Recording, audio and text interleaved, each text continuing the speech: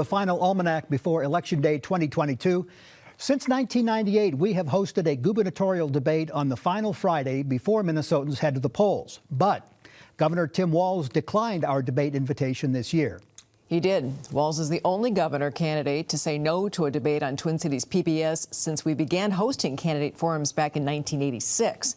Republican challenger Scott Jensen did agree to debate tonight. We will visit with him alone for the next 10 minutes or so. Thank you, former Senator Scott Jensen, for being here.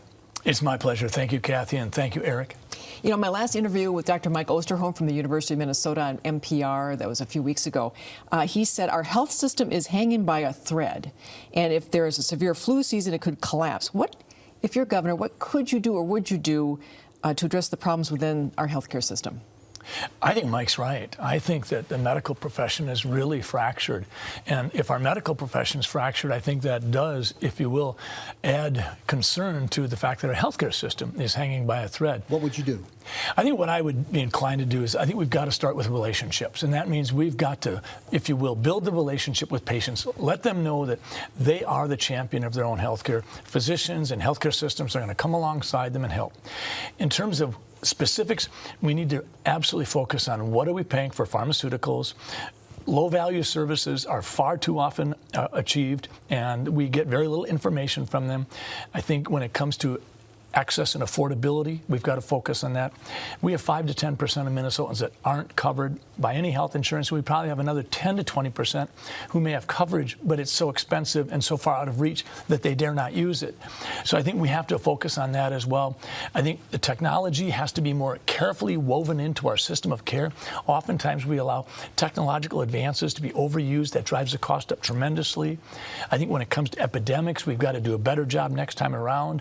I think in Minnesota, next time around in what respect? Well, we're going to have more epidemics. I mean, I think it's a standard. I think we've had 5 or 6 outbreaks of Ebola in the last 20 years. And when an outbreak becomes an epidemic and when an epidemic becomes a pandemic, we're going to have that. So we need to do better next time. You have been said to have been out of step on COVID with sort of mainstream medicine. And I wonder if there's some other... I think you meant to say I've been ahead of my time. Okay. I'll stick with what I said, and you can stick with what you said. Is there some other part of medicine where you are out of step with kind of the mainstream philosophy on medicine? I would think so, yes. I think I've been skeptical of big pharma. I think the relationship between big pharma and big government is problematic. I think in 2008, the number of newly launched drugs that retailed at more than $150,000 was like 9%.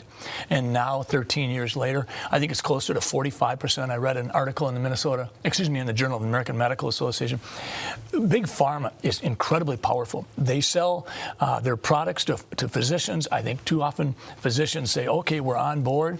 I think we've seen that physicians were indeed... So are you more skeptical about mainstream medications? Is that what I think we use too many pills. I think we use too many pills. And I think just recently, finally, we saw screening tests. They said, okay, if you're over 75, don't do the colonoscopies. If you're over the age of 80 and you haven't been on a statin drug for your cholesterol, you shouldn't be starting them at that point in time. We've allowed our research to be paid for by big pharma. And big pharma knows what it wants that research to show. Okay. And then when that happens, we start using as physicians more pills, more drugs. Oftentimes, when you take 25 pills a day, it's going to be pretty hard to have a healthy appetite, and we don't need to wonder why a person's losing weight. Let's talk about K-12 for a second, and scholarship program, voucher program, yes. How you want to label it. In Sleepy Eye, where you're from, there's the Sleepy Eye Public Schools, and then there's St. Michael's. St. Mary's. St. Mary's, okay, I'm sorry. In your voucher plan, your scholarship plan, what would the balance be in Sleepy Eye between the public school and the private school? Well, right now, I think when I graduated from there, it was approximately equal. In terms of what would happen if we start funding kids instead of broken institutions. In your hometown? It would just be a guess, but I would think that some people would avail themselves of it, just like some people use post-secondary enrollment options. Some people use open enrollment options. So it would be basically, I think, an opportunity for parents to say, okay, I get to direct my child to get the education where I think they'll match up the best. But I don't think anybody would know what it's going to mean to a specific school district. Do you really think that education, by the way, is a black hole? Public education is a black hole? Well, let's talk about what... As a former school board member. I think perhaps people use black hole differently. My wife and I have talked about our home. We call it a black hole. Regardless of how much money we put in, how many remodeling projects we're always doing another one. So we've laughed and said, boy, our house is a black hole. That's all I meant. I think that regardless of how much money you throw at education, that isn't necessarily going to get the result you want. When I was in the Senate, both times I voted to increase the funding for public education, and I would again. You're not going to cut education. This is critically important.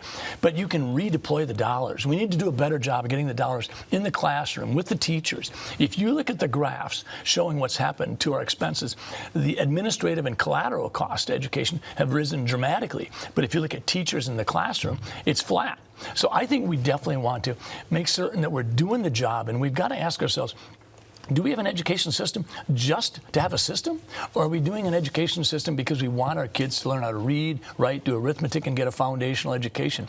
That's why I think parents are so upset with what's going on. They don't want critical race theory. And they want to know that their kids are being taught the basics. I don't think and they're that they've actually got teaching choice. critical race theory in schools, though. I think that could be debated, but I'll give you that. You know, I'm wondering, you want parents to review the curriculum. You know, as a former school board member, I could hear maybe some of your teachers in your former school district saying, what the heck? I mean, that's going to wouldn't that just bog things down in the classroom if you had parents reviewing curriculum? Not in the least. I was on the school board for 10 years, and I was chair 3 of those years. And if people wanted to know what the curriculum was or what the lesson plans, our teachers showed it to them. There was never any secrecy at all. And I remember we talked about block scheduling when I was on the school board. And we had open discussions. We had open workshops. I don't think that there should be any secrecy. The kids belong to the parents, not to the government, not to the school system. Now, you went on a ride-along with police this past week. I did. You said one of the calls you made was on a mental health situation. No, it was on a felony situation, but the mental health aspects that crept into that situation were remarkable. Where are you on maybe helping the police lighten their load by doing some stuff, some prevention stuff, and more just, instead of just get tough, a more broader approach? Oh, I think there's numerous police departments that recognize that if they could have mental health support in real time, that would help them do their job. We're asking the police to enforce the law, make the arrest, keep us safe, but we're also asking them to be, if you will, a social worker. What about the 3 kids in the back seat that are screaming and hollering? If the police person is going to fully administer the law, those 3 kids have to be taken care of as well. And if it's 11 o'clock at night and we don't have any facilities in which to put them, this is pretty darn disruptive. So all of a sudden, the police officers are juggling a lot of balls right there in real time, and they're being judged very critically. And I think that's a problem. And I think that's why the Minnesota Police and Peace Officers Association endorsed me and Matt Burke unanimously. Abortion. I know you've said on the campaign trail this is a settled issue, and it's, of course, protected under the Minnesota State Constitution. But if you're governor, and if a Republican-controlled legislature enacts legislation that would restrict abortion, I bet you'd probably sign those bills. Am I right? Why would you say that? I said it publicly. I think I said it at the state fair. As governor, if a Republican-controlled legislature would send you a bill that would ban abortion, yeah. I said at the state fair, I said I wouldn't sign that. I said I'm not going to sign legislation that has already been determined to be a constitutional right. And I'd go further than that. I would say that as a family physician who's delivered hundreds of babies, I think this is an opportunity for us to say to women, we're going to come right alongside you and support you. We're going to have birth control pills over the counter, $10 per month maximum. We're going to have paid maternity leave. We're going to grease the skids in terms of adoption proceedings. We're going to have harsher penalties for crimes that target women, such as carjacking and rape. I think this is an opportunity for us to be for women and helping them. But frankly, it's a settled law for now, and I think the only way that our law changes in Minnesota is through a constitutional amendment. The other night in Golden Valley, you opened your speech with quoting the Book of Esther. I did. Matt Burke today said that you and he really appreciate the prayers that people have given the ticket. What role, if any, will religion play in a Jensen administration? Religion plays a huge role in every waking hour of my life. I mean, Esther 4:14, for such a time as this, Hebrews 4:14, hold fast to the beliefs you profess. I would never want to operate without my faith being right at my side. What does it mean for the other religions, the other faiths that have, come to Minnesota? Oh, I've always been an ecumenicist, and I think when I was in the seminary before I went into medicine, I did the same thing. On Wednesday nights we even played basketball against the Catholic priest candidates. So no, I think that when you ask minority communities, when you ask people that aren't necessarily the same religious persuasion you are, you say, what really matters to you? They'll say, I want to elevate my faith. I want to take care of my family. I want to feel free. I want less government. I understand government has a role. We want the same things. I want people to be able to elevate their faith, celebrate their faith without, if you will, ridicule from anyone else. So I noticed that when former President Trump endorsed you, you kind of soft-pedaled it a little bit. You kind of tiptoed around it. Why was that? We made a decision early on that we were not going to seek the endorsement of political leaders.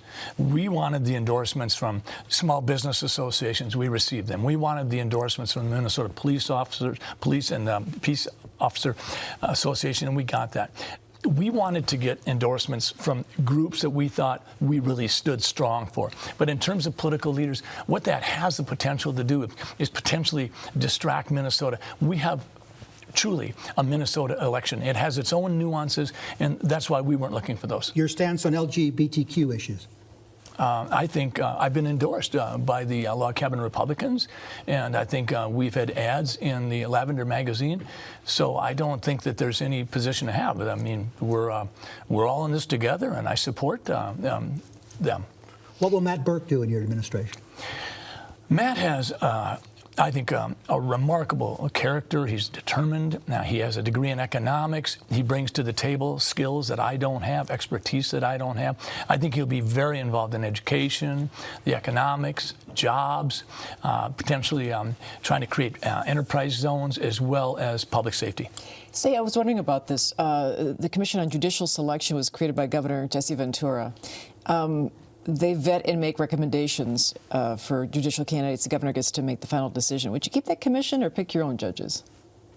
I think I'd probably keep the commission. I haven't made a decision on that specifically. But I think perhaps some important questions when we make our decision about judges. I don't think it's appropriate to have any kind of singular litmus test. I think that's important to people. Really appreciate you coming by. I wish we had more time. Yeah, thank you very much. I appreciate it. All the best. Thank you.